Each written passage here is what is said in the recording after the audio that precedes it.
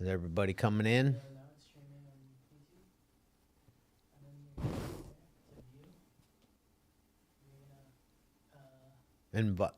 Admit all.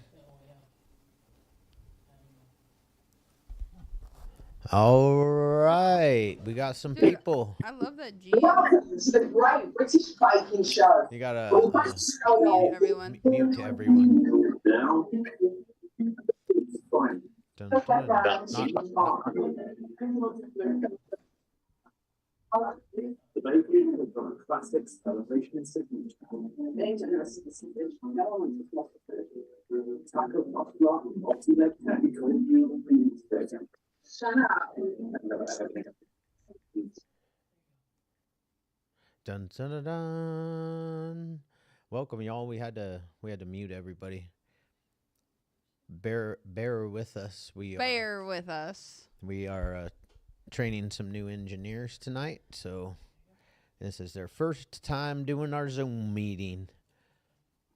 They're very experienced in our normal podcast, but this is the first. Zoom is so much different than our normal podcast. Well, especially there's so many moving parts because you have a guest speaking and then you have to actually like mute people and then unmute them. Change camera angles. Yeah, do the... I do love... Shout out to G. I know your camera's not on, but I do appreciate that he tunes in. G's here. Hope Lodge is in the house. Chelsea's here. I saw Carly for a second. Carly's here. I can see her actual office. Chuck Zamzow. Chuck, I think you ended up on a. Oh, good luck, Rachel, studying for her final tomorrow. I think Chuck ended up on a actual commercial that we did today. We don't know for sure if it's gonna get if you made the cut, but I did give you a big shout out Kristen on our entered the waiting room on our reel this morning that we were doing. It's on the edit floor, Chuck. So I don't know for sure that but we did. I think you have to hit admit for Kristen. Can you admit? You have to admit everybody. You got to put your headphones on so you can hear me. Oh boy. 2 people are in the waiting room.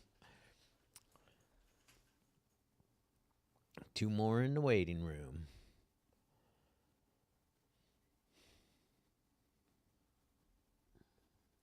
All right, Carly, what are you doing? What you doing there? She's doing a little busy work. Got some gloves on. Yep, I see it. I see it. Thanks for watching us while you work. Yes. We very, very much appreciate that. Big time. Victor, how's it going, my man? Chilling. Rachel, wonderful as always. Good to see you. Like having you here. Julian, always good to see you. Julian, what's up, buddy? We got to get you out to California, Julian, so you would get you live on the podcast here in studio. I've been watching some of your some of your motivational speaking at high schools and stuff, man. Good stuff. Good stuff, man. Shout out to Jennifer, who has 1,283 days of sobriety. That's awesome. That's major. Can you put the chat up on the side if you hit the chat? And then hey, there's Kristen. How's it going, Kristen? She's got her camera on. She's happy, Yes. smiling. Oh, okay, cool. That's all right. Our guest. All right. Driving at the moment. Oh, Chuck's driving.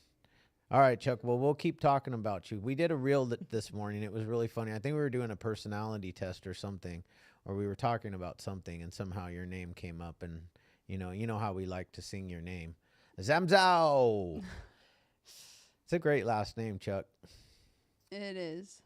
Agree. And we appreciate all your support as well. Hope Lodge is in the house. I wonder who's in the house from Hope Lodge. I know. This makes me really curious. Anyways, I'm gonna go ahead and get this meeting cracking because other people will start showing up as we get rolling. As you all can see, there is an empty chair in the room tonight. That is Mr. Shane. Very sad to say that Shane is not here tonight, but I'm very grateful that he didn't show up because his daughter had a singing performance tonight at 6 p.m. And we here at the Hopeaholics believe that family comes first. Yes. And he held the house down Oh, by yeah. himself last week. And last week, man, I'll tell you what, you guys, I had a great time being on the Zoom, on the other end of the Zoom and watching Shane hold it down for us. Did anybody enjoy that? It was a great awesome. meeting last week, man. Really, really good meeting. Glad to be back from Arizona, though. I'm not a fan of traveling. I love home. I love bed. I love. Anyways, let's get this meeting started, man. This isn't about you. It's not. Chad. Welcome to the Tuesday night Recover Out Loud meeting. Yes. We have it every Tuesday night. We like to recover out loud so people don't have to suffer in silence anymore, and we want to show them that recovery is possible. It's also a reminder that this meeting is obviously a Recover Out Loud meeting, and it is being live streamed on YouTube as well. So, and this also does not take place of whatever other, depending if you work a 12-step program, this isn't. This isn't the replacement for it. Right. This is like an add-on. Yes. Yeah. This is an extra add-on. Yeah. Because the Recover Out Loud is not a program; it's a movement. I like to remind everybody that recovering out loud is a movement, and we choose to do that because so many people are dying from fentanyl and opiates these days. Yeah. So, do you go by Kim or Kimberly? Kimberly. All right, awesome. So without further ado. Yeah, without further ado, very excited to have Kimberly as a guest tonight. We're gonna give her about 20 minutes, 25 minutes to tell her story, and then we're gonna open it up to y'all for some participation. Let's do it. So without further ado, Kimberly, you're up. Yeah. All right. Thank you guys so much. I'm excited to be here. I'm excited to see everybody on Zoom tonight, and I'm really grateful to get to share my story. I was just telling my host here that I just finished tapering off of my last medication about a month ago, and that's a really big deal for somebody like me. And I have so many emotions, and I feel so much anxiety and so much excitement and so much gratitude. So I'm still working on managing emotions. So yeah, my name's Kimberly. I have been sober since July 2nd of 2017. That's a miracle. Am I allowed to cuss? Yeah, of course. Absolutely. Yeah. This is okay. adults only. Okay. Yes. Beautiful. I'll just start a little bit about talk a little bit about what it was like. So I'm from here in Orange County. I got loaded here. I grew up here. I got sober here, and I've stayed sober here. I believe that my alcoholism has shown up before I ever put a drink or a drug in my body. So for me, alcoholism shows up as a spiritual malady, a mental obsession, and a physical allergy. And what the spiritual malady looked like for me, that was present basically when I was born. The way that I describe myself is that I was born needing a fucking drink. I was born restless, irritable, discontent. I was born with this feeling of I don't feel whole, I don't feel complete, I don't feel like I'm enough. I have this hole in my chest that you could literally drive a freight train through. Nothing makes me feel at ease. There's this barrier that disconnects me from other people, and I don't feel like I belong. I don't feel like I can connect, and I don't feel a part of anywhere that I go. And no amount of oversharing, no substance, no anything that I do can surmount that. And then lastly, I'm restless, I'm irritable, and I'm discontent. And so for me, when I took my first drink, that was a solution to my internal condition.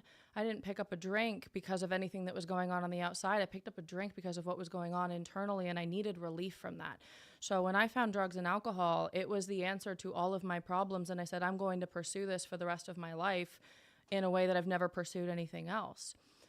And I still remember the first time that I took a drink. I lied to everyone and hadn't told anyone that it was the first time that I was drinking, and I'm at this party, and everyone's, drinking out of red cups, and I see this open liquor cabinet. So I just go grab the first bottle that I can find, and it's a bottle of aged tequila. And I don't know that you can mix hard alcohol with other things to make it taste better. So I just fill up a red cup of just aged tequila, and I'm sitting there like trying to down it and trying to keep my face straight. And I'm like choking it down. But by the time I finish that cup, I feel like I can breathe. I feel like this elephant that's been sitting on my chest for my entire life has finally been taken away. And I said, I want more. And so what do? I go back to the liquor cabinet and I fill up a whole nother red cup of aged tequila and I drink that. I end up blacking out. I get alcohol poisoning. I end up throwing up all over myself. They take me out onto the driveway, spray me down with the garden hose, and then left me dry heaving on the bathroom floor for the rest of the night. And I woke up the next morning just thinking that was awesome. That is what I want to do every single day for the rest of my life. All I could remember, I didn't care about any of the consequences. All I could remember was that freedom from fear, that freedom from insecurity, that freedom from the fact that I don't feel like I have a purpose. I don't feel hope for my future. I don't feel a sense of motivation. I don't really care what happens to me. And I felt freedom from all of that for the first time in my life. And so I pursued drugs and alcohol like I'd never pursued anything else. And I had a lot of external consequences. I was a Division I volleyball player, and I ended up sleeping with the assistant coach and getting kicked off of that program. And I'm selling prescriptions to people on campus, and I'm driving drunk with freshmen in my car, and I'm doing all the things that I'm not supposed to do, and I'm wreaking havoc in everybody's lives. And so I end up losing a scholarship there. I transfer to another school for a full ride. I play there. And by the time that I graduate, I'm homeless. I'm living out of the locker room, and I'm smoking meth and heroin.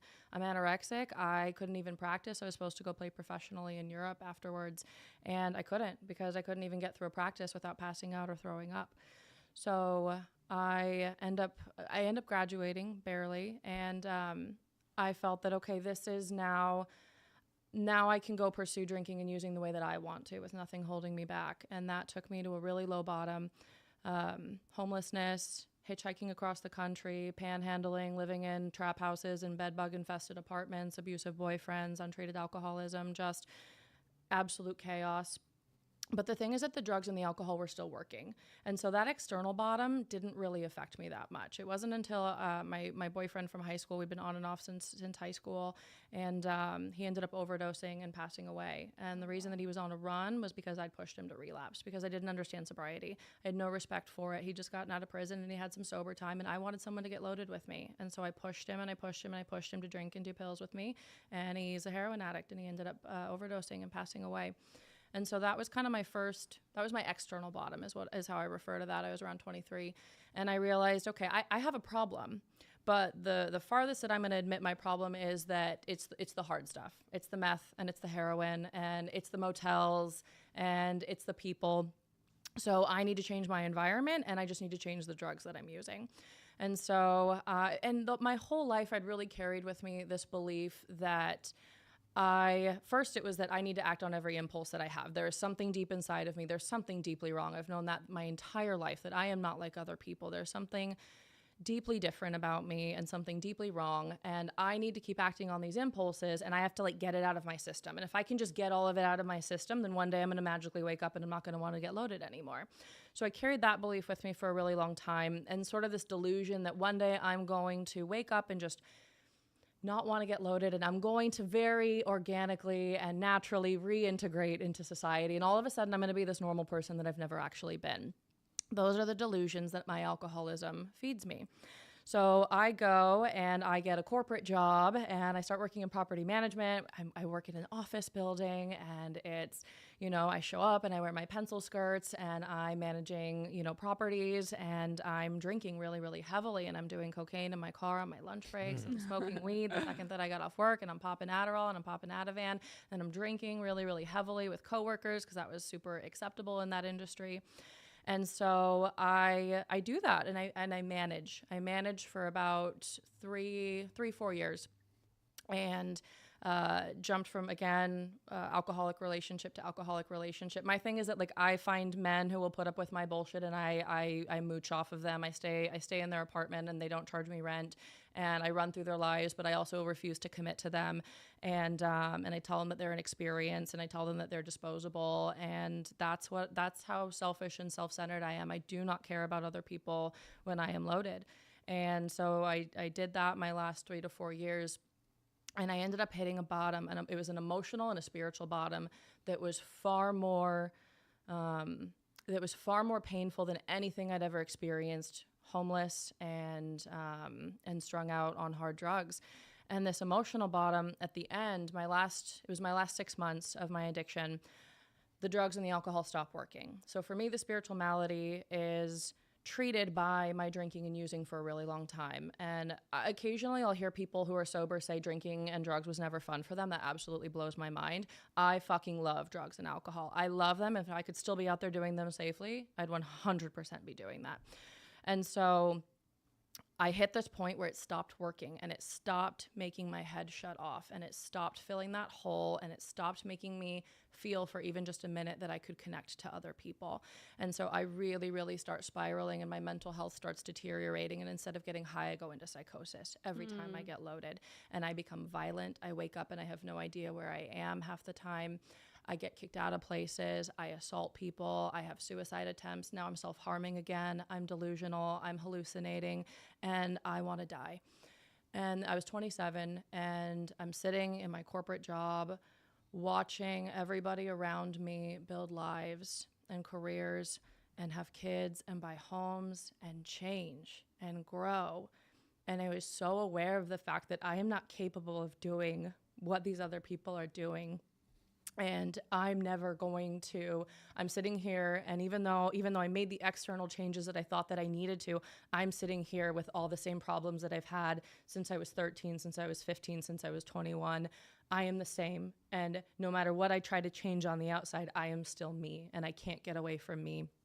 And for about 6 months, I just kind of woke up every morning and asked myself, is today the day that I'm going to kill myself? And so I've been saving up sleeping pills. And my last bender, I drank a fifth of vodka, and I basically just watched the ceiling spin all night. And I went to 2 different bottomless mimosa places the next morning, got kicked out of both of them because I drank too much.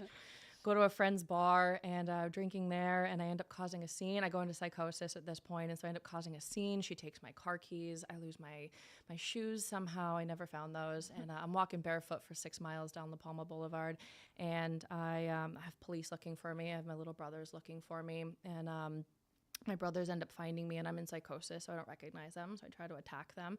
They have to pick me up and force me into the back of their car that I then try to jump out of on the freeway on the way home. They get me back to my parents' house, and I'm just sitting there so filled with shame and self-loathing. And I see these 3 bottles of sleeping pills that I've been saving up, and I said, now. And so I took about 70 before I passed out. And the last thing that I remember is at first it was relief. When I made that decision, at first it was relief, and then I just see the black kind of closing in, and it was like the last maybe 10 seconds. I just had this incredible fear and this feeling of I don't want to die. And but at that point I couldn't lift my arms and I couldn't do anything. And that's the last thing that I remember. My little brothers found me, and they took me to the hospital. Apparently I had said something to somebody earlier that day that concerned somebody. So someone had contacted my brothers and said, you need to go check on your sister right now.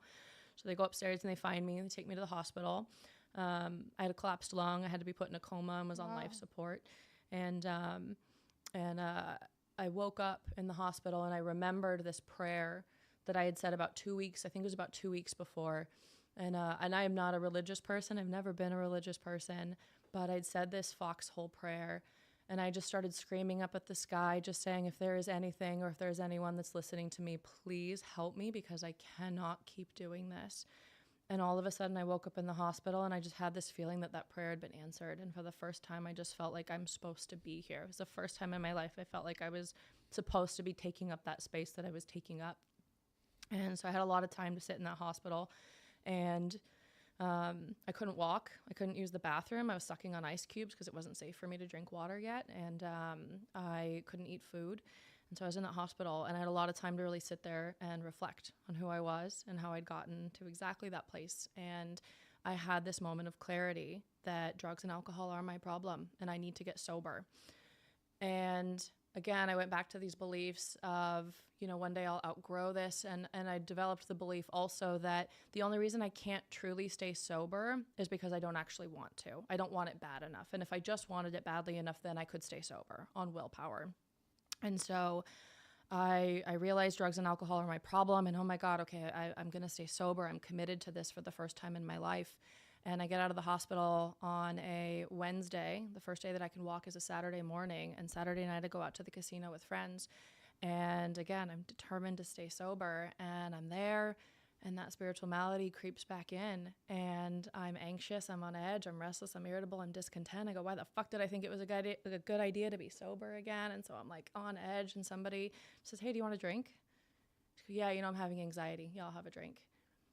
And it wasn't until I was at the very end of that beer that I remembered, oh fuck, I was trying to stay sober. I just got out of the hospital. And that was the first moment of realizing I am so in over my head. And I am powerless. I am absolutely powerless. That experience of truly using against my own will. And so I went back to a therapist who had a few months before told me she thought that I was an alcoholic. And at the time I told her to go fuck herself. And I go back to her with my tail between my legs and I said, I will do anything. What do I need to do? She says, you need to go to rehab. So I went to rehab and I learned all about, the disease model of addiction and realizing that I am not broken, that I am just very, very sick and that there is a solution for somebody like me. And so they told us that, the highest percentage of people that stay sober generally do some kind of a recovery program. And they said if you had cancer and if the doctor told you that you have an 80% chance of staying sober if you do chemotherapy, and you have a 20% chance of staying sober if you go do some exercise and go try to do it your way. And so I said, I'm gonna do the one that you tell me what to do, and I'll do it. So I show up to a meeting, and I actually had a woman who, she's on here, her name's Kristen. She showed up to family night in rehab, and she had over a year sober. And she shows up there, and she's just carrying this message of hope.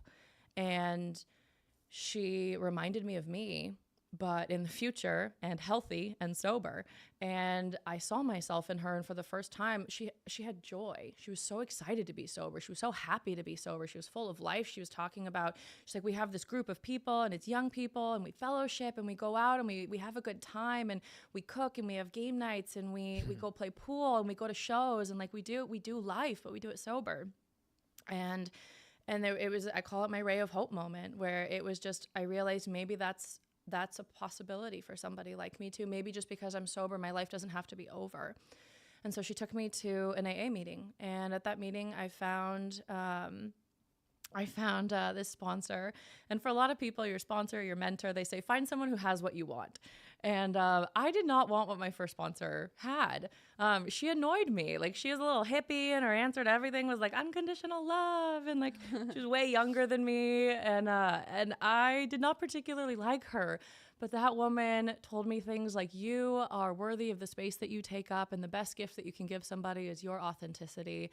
And you are allowed to make as many mistakes as you need to because you're learning and you're growing. And she was so patient with me, and she met me exactly where I was at, and she took me through my first round of steps. Now, when I got sober, I did not have a good attitude. I kind of had this idea that, hey, I'm here to get sober, and I agreed to give up drugs and alcohol. You will take nothing else from me, and I have no interest in being a better person. So I kind of carried on being the same person that I was in my addiction. And I was working the 12 steps, but I wasn't really, I was treating it like a homework assignment. And I remember when I was writing out on my fourth step, which is where you're taking inventory and you're looking at the areas of your life where the big book talks about these are the most common manifestations of my selfishness, my resentment, my fears, and my sex conduct. And so I'm looking at these areas of my life, and instead of doing it the way that I'm supposed to do it, I'm trying to tell my sponsor a story about how I'm a victim. And hey, here's all the reasons why I did what I did. And here's all the reasons why I'm justified in my behavior, in my addiction. And here's why it's okay that I hurt all of these people. So I sit down to read my fifth step to her, and I'm so excited for somebody to for the first time, get to tell my whole story and to have somebody feel sorry for me. And I read my fifth step to her, and the whole time she's just writing.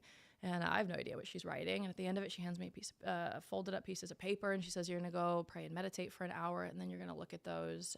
You're gonna look at those things that I've written down." So I go home and I do that, and I look at this piece of paper. And even though my entire fourth step was bullshit, she saw me. She was able to identify my character defects that are who I was at that time, at my absolute core, things that I thought that I hid really well from other people.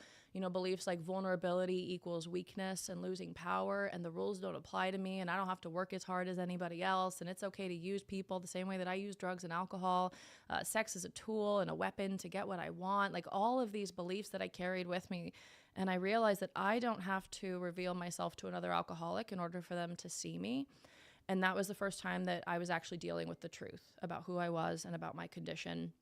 And so after that, I threw myself into the work. And I I started sponsoring, I started helping other people. And for me, my spiritual practice is manifested in 5 big pillars. It's prayer, it's meditation, it's connection, it is self-reflection, and it is service work. And so if I do those 5 things, it actually doesn't even matter what I believe, as long as I take the action and I do those things.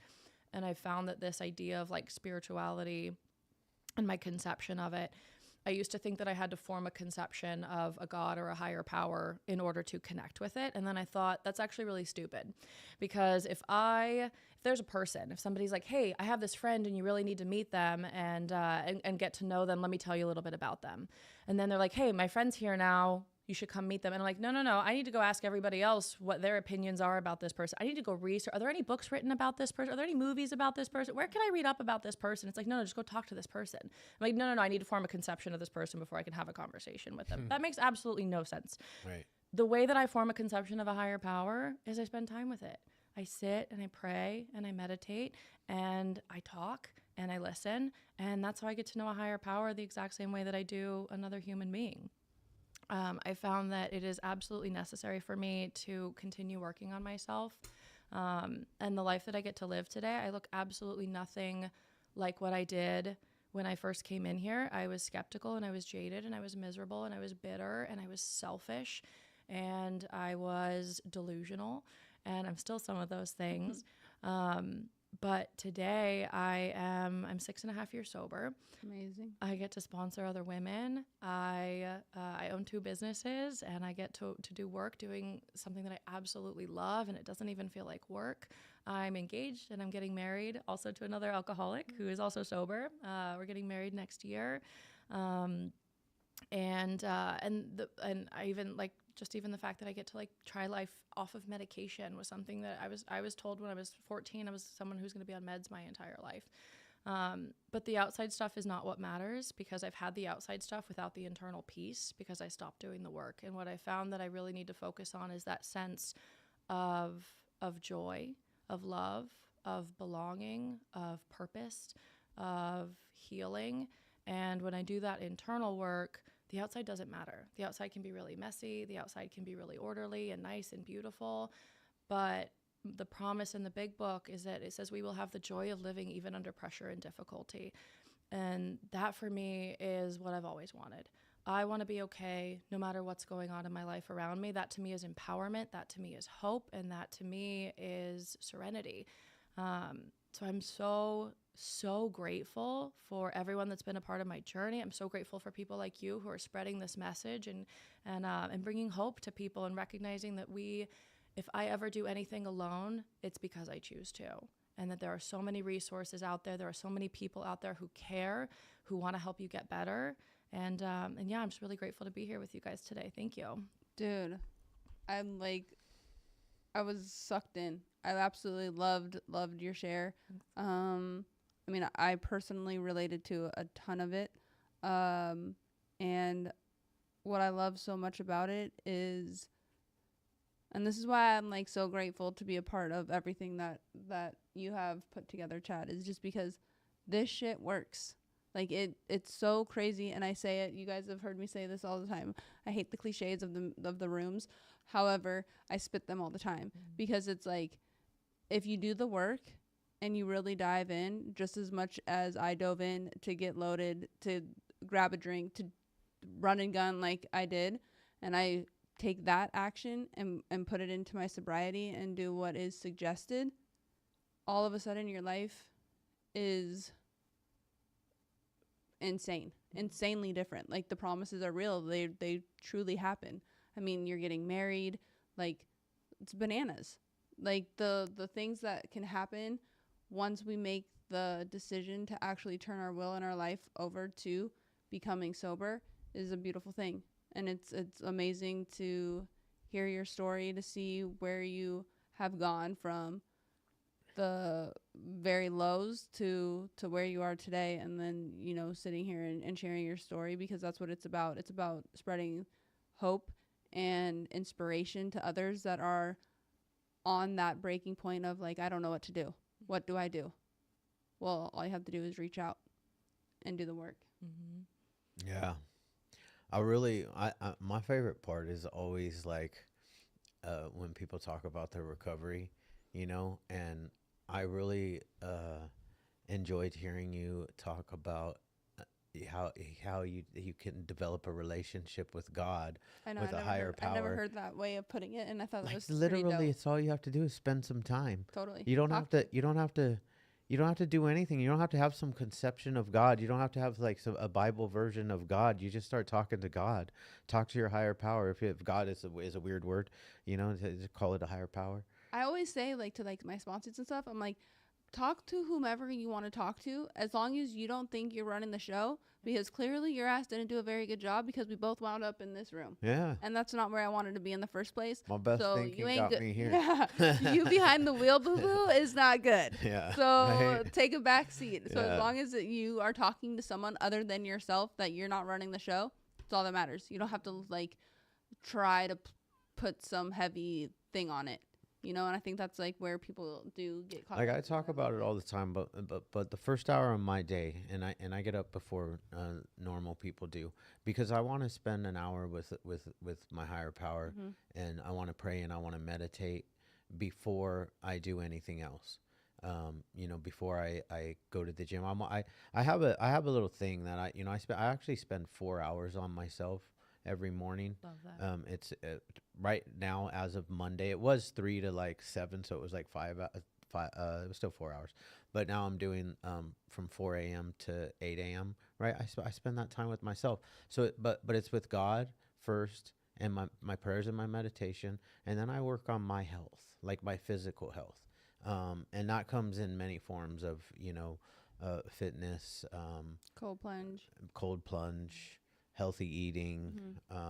Like I've taken it to a whole new level recently, just because like I'm getting older now, and I was having like health problems, and I needed to do something different, because I just didn't want to be on meds anymore. And I was actually on meds for like 9 years, like for my stomach, and they told me, you'll never be able to get off of those. You've been on them too long.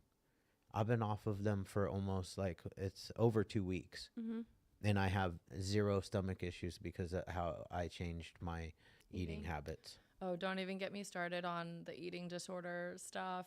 Oh, yeah, Food for and sure. all of it. Oh my God. Like there's hope for that too. Holy Right? shit. Like There is hope. years into sobriety, but oh my gosh, when you start getting into like those next levels of recovery, like you start realizing, oh my God, getting sober is just the beginning of like the freedom and the joy and like, the incredible shit. And that that's happens. one of the things that like the Hopeaholics, that we as a podcast and individuals, besides spreading awareness about fentanyl, because the podcast did start because my 21-year-old daughter found my son-in-law dead from fentanyl. And and it was a tragic day that changed the whole entire trajectory of my little family's life. And but besides that, man, I want to be out and I want to spread hope that like we're not a glum lot. We're you can recover, and you can achieve things far beyond what you ever thought were possible. And that's the hope that I want to give to people. And I also want people to remember, though, like don't ever focus on the destination. It's the journey. And see, if I'm not driving the bus or driving the car and somebody else is in charge, I'm just looking out the window enjoying the ride. I suit up and I show up for life on a daily basis. No matter how I feel, I show up. I get up out of bed. And believe me, there's days when I don't want to get out of bed. But I do it anyways, and I show up. And that's the hope that I want to give to people, that they can do the same thing. Because like I'm a sick drug addict. I'm sick with it when I'm in my disease. Can we scroll through some of the comments real quick? Because I just wanted to give a shout out to Vicky. Love you. Who else was in there? Stagehand Sally with the Stagehand Sally. I sing that somebody song. just said Alicia, man, good effing job. Like, hell yeah. Yeah, good job, Alicia. Hell yeah. I love that. Living proof. Jennifer says this young lady is amazing. Yeah, she is. Your story is incredible, and the way that you delivered it is awesome. I'm right. This is going to be another amazing. Oh, and hey, Jordan, Thanks for showing up tonight. It's Brittany from the Hope Lodge. Brittany, yeah. VQ is like DQ. Anyways, just being silly now. Who would like to share? This is one of my favorite parts of the meeting. Anybody want to share?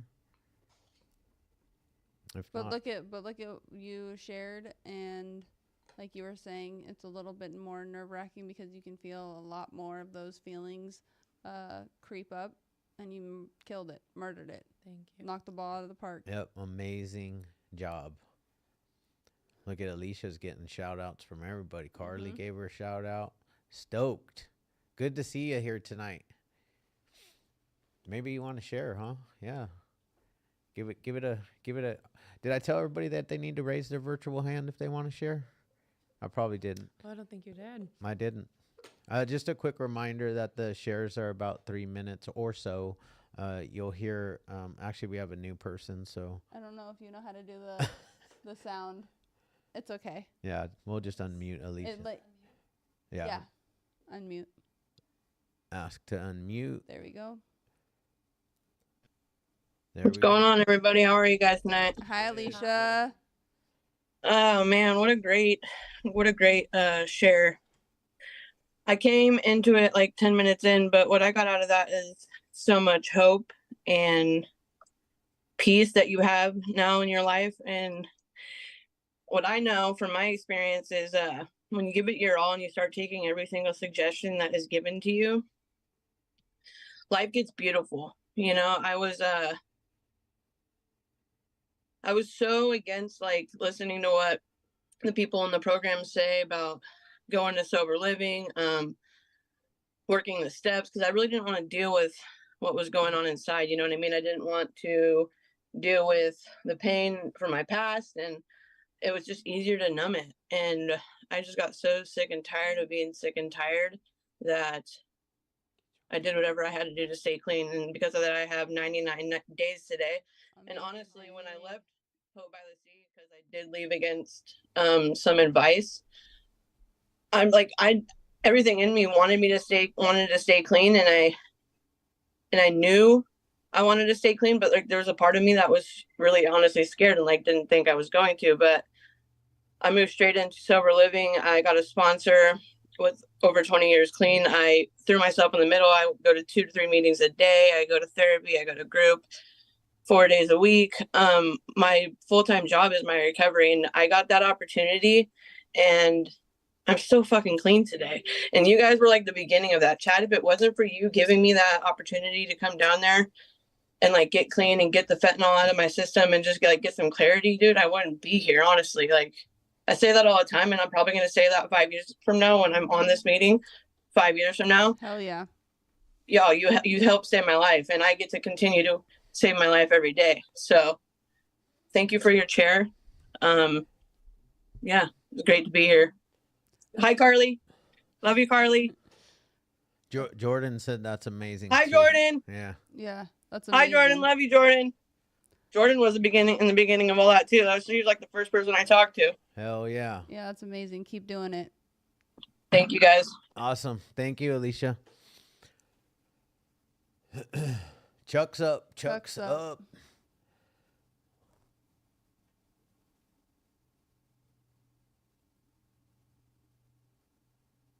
Unmute. There you go. All right. You guys hear me? Yep. There we go. Yep. I figured I'd stop. I'm about 20 minutes from home. So that was a really wicked, awesome share. The thing I got out of that was the promises. I remember when I first heard the promises coming around group, I thought they were all full of shit. Every time I heard the promises, I'm like, there's no way. There's no way.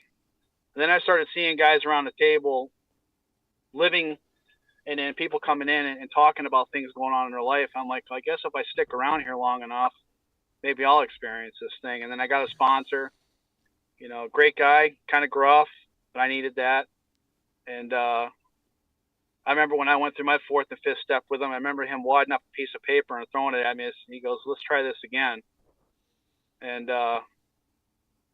when you talked about the loving of your sponsor, I was thinking about my buddy Andy today, who's been gone for a while. I think about him a lot because he was the really happy guy coming in the meeting all the time, and always wanted me to sit with him every time because I was just angry, pissed off, and I did not want to be around anybody. And talking about God, don't talk about that around me. When I first came in, I did not want to hear it at all. And I always just, I liked how it was explained about the spiritual part where you said, you sit and talk with whatever higher power it is. And I kind of had to do the similar thing because it helped me out to understand that process a lot easier for me. I still do it today. I still sit and talk with whatever it is in the car drive or wherever I'm at, and just listen and see things that happen. What's the word I'm looking for? I met a gentleman today who was a vet for the Marines, and it was kind of weird how I met him. We talk about the coincidences, the things that happen in our daily life that we think that are, it's a purpose, I guess. I guess there's a purpose for me running into him today and talking about the Army or wherever he was in, Marine, and talking with him today. And the coincidence of just meeting people, I guess. But the thing I really got out of it was the promises, I guess, kept coming back to my mind listening today. And appreciate you guys saying something about me on a reel because, yes, my last name is very unusual. But I appreciate everything, guys. That's all I got. Awesome. Thanks, Chuck. Yeah, we have fun, man, and we like your name. Shane. Shane's off the charts. Shane is off the chain. He is legitimately off the charts. Oh, we have Victor. Yep. Got to mute Chuck. Hit up Victor. Amazing. And then Brittany, and then man, we got some good stuff going on. Victor, you're up. What's up, guys? Can you guys hear me first of all? Yep. Cool. That was a great share. There was a lot that I could relate to. The first part about going in and thinking I knew everything better than the people that were trying to help me out. And just how naive I was at the fact that that this was something that was uncurable. I thought I was going to go in, and I literally went into my treatment center with the intentions of just detoxing and bouncing out. And I actually sat in the in the rooms where they were doing the work and stuff, and started paying attention. And I realized that I needed to stay there the whole time. I realized that I didn't know what the fuck I was doing. And these people did, and they genuinely wanted to help me out, And I guess the next thing that I can relate to is, just developing that relationship with, higher power, or, God, as some like to call it. And, sometimes I think it's better, if I don't try and talk, because, talking's always just kind of bit me in the ass. So sometimes I just, one of my buddies tells me, sometimes you just need to shut the fuck up and listen, and can't get caught up on who's actually saying something, because if I, get caught up on who the messenger is, I'm not going to hear the message, and I'm definitely not going to hear it if I'm, trying to put my 2 cents in, but yeah, I just, and then I guess the next part would be, reaching out for help. I was kind of struggling with some of my step work, and they're, searching for answers and looking at the books and this and that. And it's and I'm knowing that the answers aren't in the books. They're, they're answers that have to come from me, from within. And my wife tells me, well, haven't you reached out to your sponsor? And I was like, shit, she's right, Mm-hmm. And then she's like, and if, he's not available, you have a bunch of people, in the meetings that I go to, there's a bunch of people that said, call me if you need any help. I have a cousin, he's been in recovery for 33 years. He's always telling me to reach out, but I hesitate to reach out because I think I know it all. And I guess I've kind of found a way of relating what I do with recovery, and with the recovery, with my job. And there's just like so much stuff that I was like trained to do in my job. And if I would have like just stuck to my training, I would have seen like the signs, before it got as bad as it got. And even now, I use some of the stuff that I've learned in recovery to help train myself, or to train the people that work underneath me. I was talking to one of my coworkers the other day, and I was telling him, I could want you to, be the best, the best person out here on this crew. But if you don't want it for yourself and I get frustrated, all I'm doing is getting frustrated and making an ass of myself. And I'm like, shit, like, am I talking work with this guy, or like, am I talking recovery?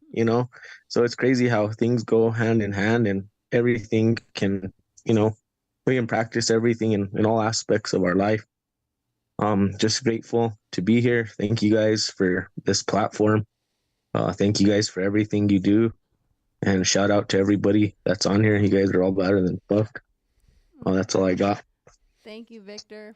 Awesome, man. Thank you. That was great. I got a couple of good reminders there. One about practicing these principles in all our affairs. Totally.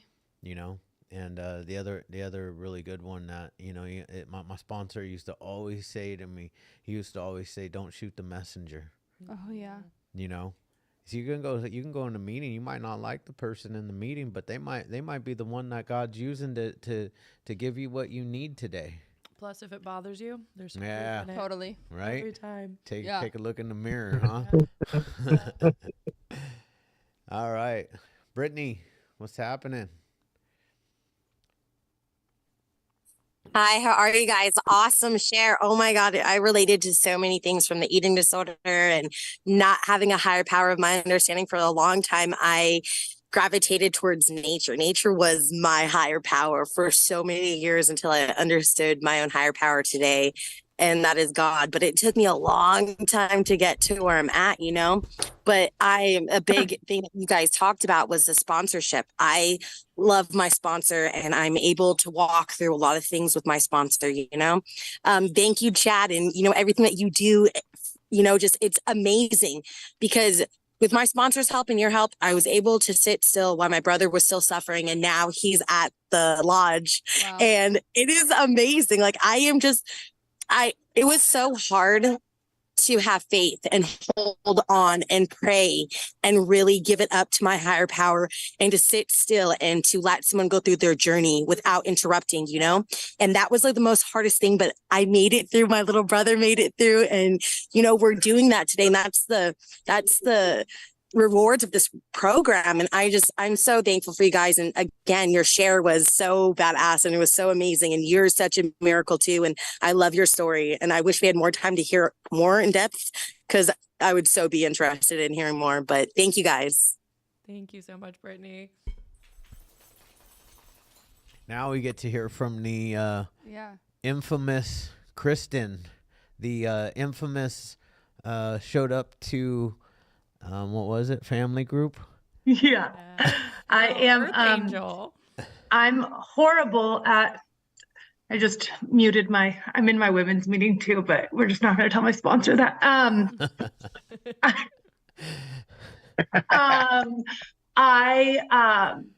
First off, that dog, I cannot, are you beside yourself right now? I would be losing my mind. I'm so sad I couldn't go in person. Anyway, sorry, I'm Kristen, I'm an alcoholic. I love this meeting. This is an incredible podcast setup situation. Kim, thank you so much for your lead. I met this woman when she had, God, you were 10 days off your suicide attempt? Yep. Oh, wow. Fresher than fresh. She was sitting there with her parents. Her parents were so distraught, the same way that my parents were, And I was there because my little brother was getting sober, and he has a couple days more than Kim now. And I was there, and I went to this family group, and I did not want to go there because I had just started working in treatment, and I was not up for it. But like, what happens when you walk into like a room of like hopeless alcoholics is like you find this joy and this peace that you like don't even know exists. Like when we walk into panels, when we go in, like, I mean, any of that stuff, it's like when I'm around other alcoholics that like don't have that joy in their eyes yet, like there's just nothing more exciting than like letting them know that there's like an actual chance that they could have this thing, you know? And that's the coolest part is like, I have 7 years now, but like, there is nothing that I have done perfectly. Like I've been sober since I walked into the rooms of Alcoholics Anonymous, you know, and opened up a big book with another woman, but like I was defeated. Like I am a blackout, piss the bed drinker every night of the week. You know what I mean? And like I also played Division 1 sports, and like Kim and I had all these experiences, but like I was just dead inside, like absolutely dead inside. And I'm just going to share quickly because I know we're coming up on time, but about the God thing. My little brother now, also sober, it's the best gift I've ever gotten out of sobriety, like tenfold. Everything I've achieved in life, everything in my life, like my little brother getting sober was like the best thing that could ever happen to me. And he also got 12 stepped at my 1-year birthday party. He was not doing well, and people were coming up and they're like, how are you, how are things? And he just like didn't even know what it was like to have people talk to him anymore. And he like saw that hope and that joy, and like it sparked something in him, but he like couldn't get down with the God idea, you know? He just like couldn't get down. And I get that on my first God was the moon.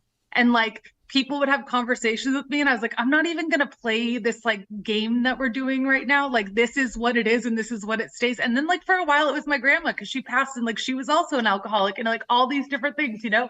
Anyways, my little brother came up to me before family night, or at family night, and Kim was vaping outside and I was vaping. And my little brother was like, I don't believe in God, and I don't think I'm ever going to believe in God. But if there's a God, it brought me to this outpatient program so you and that woman could meet. And that was the most, I don't know, it's magic. It's magic. Like God puts people in your life that are like meant to be in your life. And like, if we don't take all these steps that we're supposed to take, like we don't have what we have. Like this person sitting right here is my favorite person on this earth. Mm-hmm.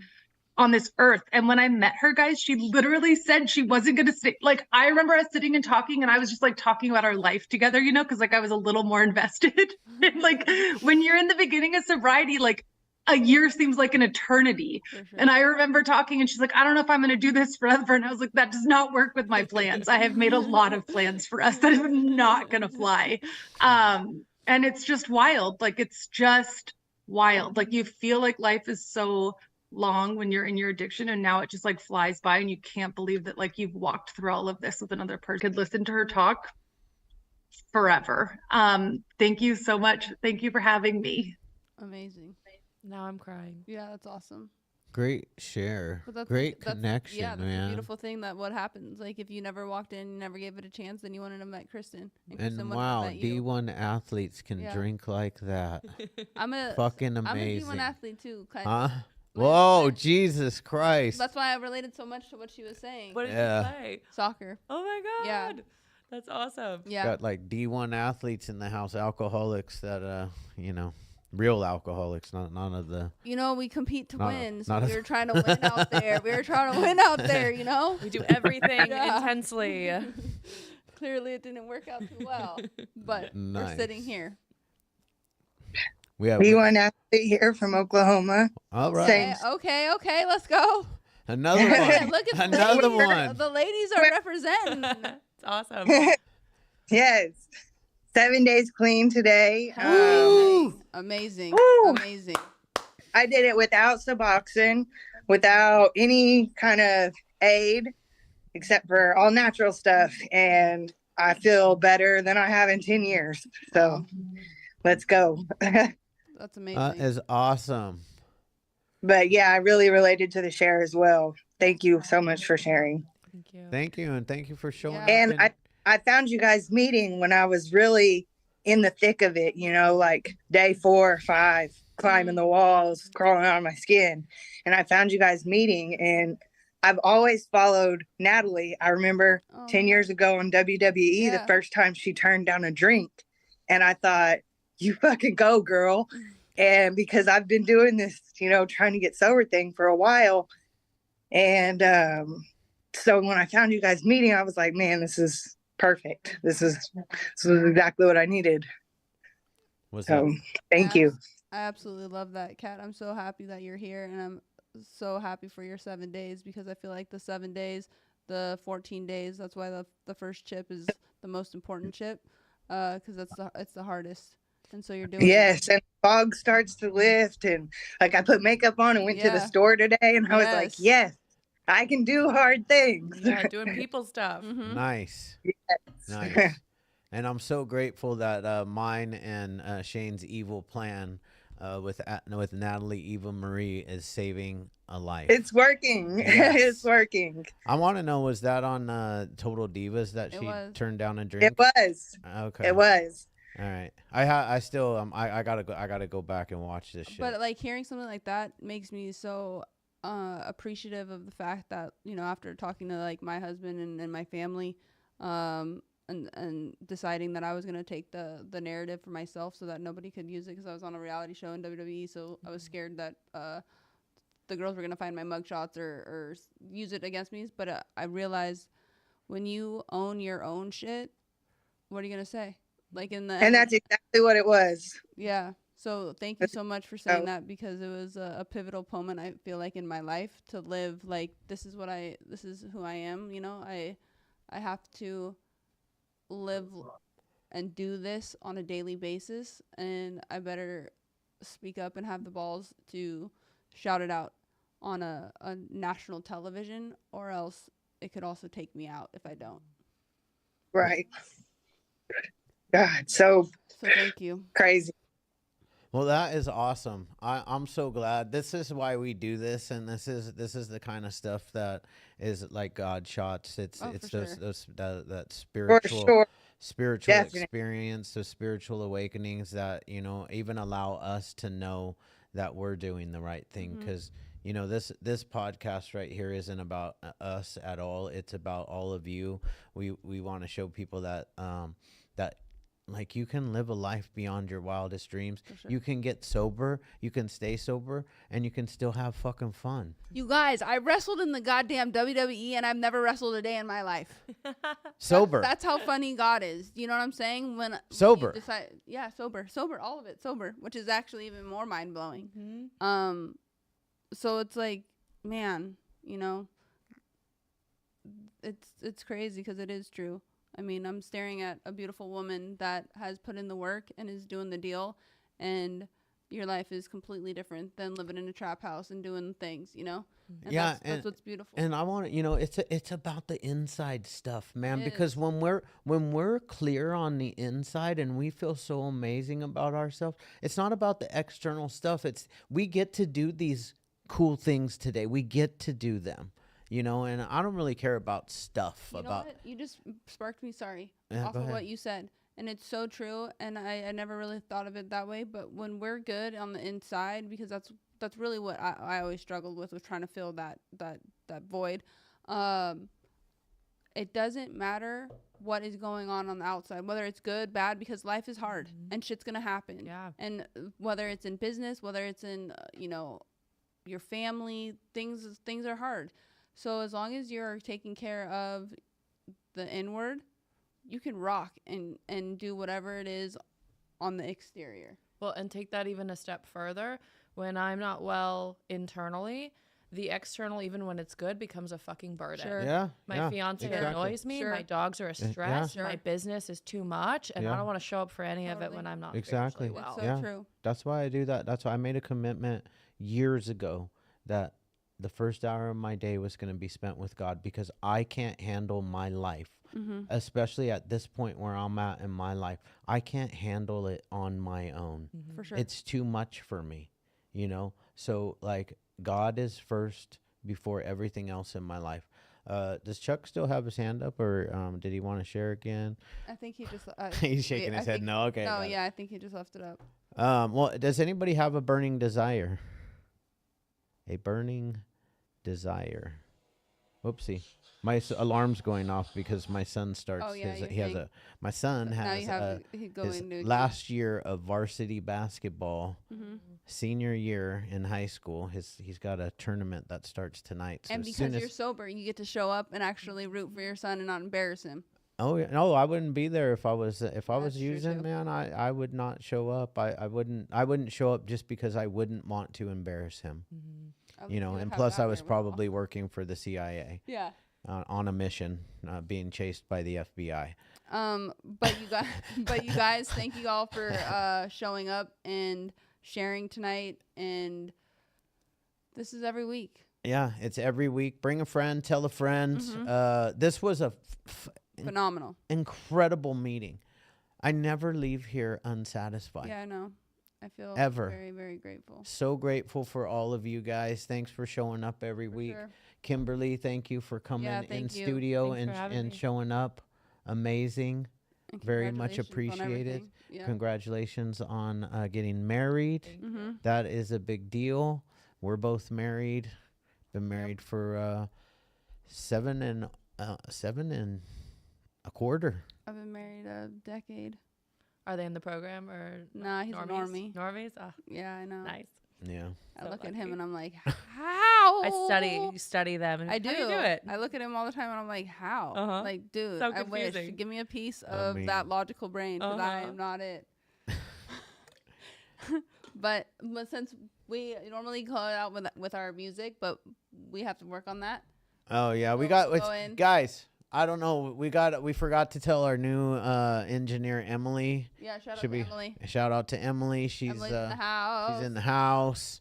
So we'll work on the music. We'll just give it a little. We usually everybody dance with like little hands. Little quick. Yeah. All right. Woo. like it, Next week, I promise we will bring back the dance. Yeah, we'll the bring full blown dance. I know it's I still think it's super out of order. We should always use dance out of the meeting, not dance and then pray. I feel like that's an odd order, but that's just me. That's just me. Yeah, she's been saying that. We'll take a vote next week. Do we do the prayer first and then dance out? I just don't want you guys to like log off right after the prayer and not do the dance. You see what I'm saying? Like, but then they log off. The meeting after. doesn't end until we pray out, right? All meetings that's don't true. end until we pray That's out. true. Okay, Then it's not solid a unified point. dance. Solid point. Yeah, solid and I point. want to get everybody. Sometimes we have like 40 people on here, and I get everybody Okay, boss. up. Solid point. All right, guys. Okay. God. Grant me the serenity to accept the things I cannot change, the courage to change the things I can, and the wisdom to know the difference. I love you guys. Thank Love you you guys. so much. See you next Kimberly, week. Thank you Have a so good much. night. You're absolutely amazing. Thank you guys. Yeah, you're the way that you're able to articulate your share is fantastic. I personally absolutely